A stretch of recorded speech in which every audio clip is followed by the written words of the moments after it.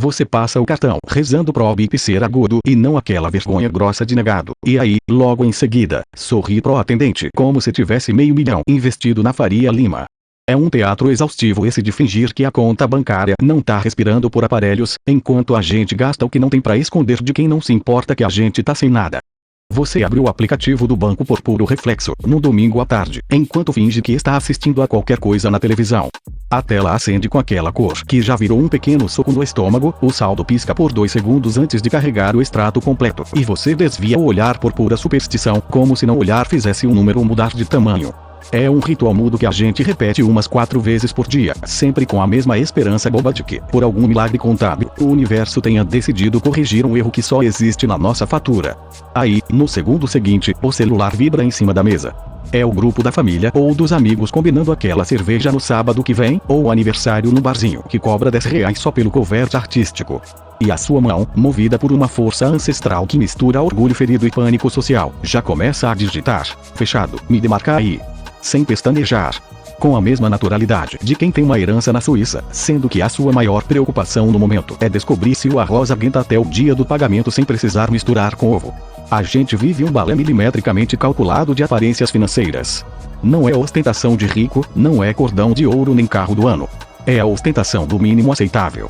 É o teatro de que a engrenagem está rodando perfeitamente bem, obrigado, enquanto por dentro a gente tá fazendo conta de padaria pra saber se dá pra pegar o Uber ou se vai ter que encarar o ônibus com aquela dor de cabeça insistente. Sartre falava muito sobre como a gente é condenado a ser livre, mas a verdade é que no Brasil de hoje a gente é condenado a fingir que a conta fecha. Tem uma frase clássica dele que diz que o inferno são os outros. Mas o inferno contemporâneo, pelo menos na hora de pagar o boleto da farmácia, são os outros achando que você tá sem um centavo. Porque a pobreza no Brasil tem som, tem cheiro, mas principalmente tem vergonha. A gente aprendeu desde cedo que falar de grana é de uma indelicadeza terrível, como se a falta dela fosse um defeito de caráter, um sinal de que você falhou no grande jogo meritocrático que todo mundo finge que joga com as mesmas regras. Aí você entra numa farmácia para comprar um remédio básico para sinusite. Pega a caixinha na prateleira, vai até o caixa, a moça passa o código de barra e diz o valor. Nesse exato microsegundo, passa um filme de terror na sua cabeça. Você pensa no limite do cheque especial, na fatura do cartão que já tá dividida em 3 vezes, e naquele Pix que você fez na sexta-feira, rezando para cair um dinheiro que só entra daqui a 5 dias úteis. E o que você faz? Você sorri. Sorri para a atendente, enfia o cartão na maquininha, digita a senha com uma firmeza ensaiada e diz crédito à vista, por favor, com a serenidade de um lord inglês. Sai da farmácia com a caixinha do remédio na bolsa e um vazio no peito que pesa mais do que as compras do mês inteiro. Epicuro, lá na Grécia Antiga, defendia que os desejos naturais e necessários são poucos e fáceis de obter, e que a sabedoria consistia em simplificar a vida para alcançar a ataraxia, que é aquela paz de espírito inabalável.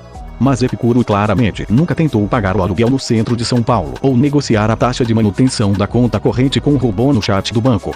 A nossa falta de paz de espírito não vem de desejos excessivos por carros esportivos ou iates. Ela vem da ansiedade microscópica de saber se a fatura do supermercado vai passar sem recusar por saldo insuficiente na frente da fila inteira.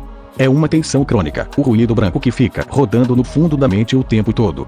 Você tá no meio de uma reunião de trabalho, prestando atenção na planilha, e lá no fundo do cérebro tem uma chavinha girando. Será que o débito automático da luz vai cair hoje ou amanhã?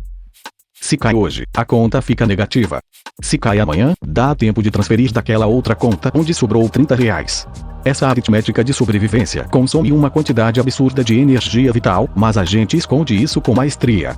A gente desenvolveu uma etiqueta social sofisticadíssima para disfarçar o aperto. Ninguém diz eu não vou porque o dinheiro acabou.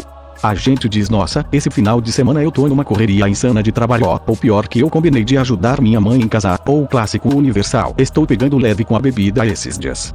É uma mentira piedosa que protege o nosso ego e a nossa dignidade no mundo que transformou o consumo em atestado de existência. Afinal, se você não consome, se você não pode pagar a rodada, se você não tem o que mostrar no story do Instagram, parece que você meio que deixou de existir no mapa social. E o pior de tudo é que a gente faz isso em via dupla. A gente finge para os outros que tá tudo bem, e finge para nós mesmos que a situação é passageira, que mês que vem melhora, que o bônus vem, que a promoção sai, que o universo vai conspirar a favor. É um otimismo forçado, uma positividade tóxica institucionalizada pelo boleto vencido. A gente consome o próprio estresse para manter a fachada de que a vida adulta deu certo. É aquela hora em que a gente olha para a própria vida e percebe que gastou mais energia escondendo o buraco do que se importando com o buraco em si. Sabe quando você chega naqueles aniversários em barzinho onde a regra não escrita é que todo mundo vai pedir uma porção de batata frita e cerveja artesanal, e você já entra calculando mentalmente quantas unidades daquilo cabem no seu saldo restante. Aí o garçom chega na mesa e alguém diz: vamos pedir 4 rodadas de IPA para começar.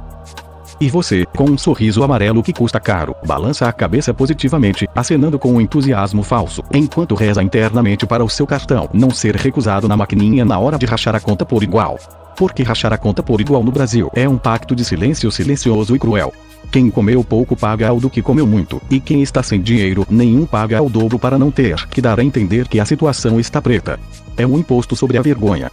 Pierre Bourdieu, quando falava sobre como a gente gasta para demonstrar o que é, nunca imaginou que a gente chegaria nesse ponto de gastar o que não tem só para não ter que admitir que perdeu o controle do tabuleiro.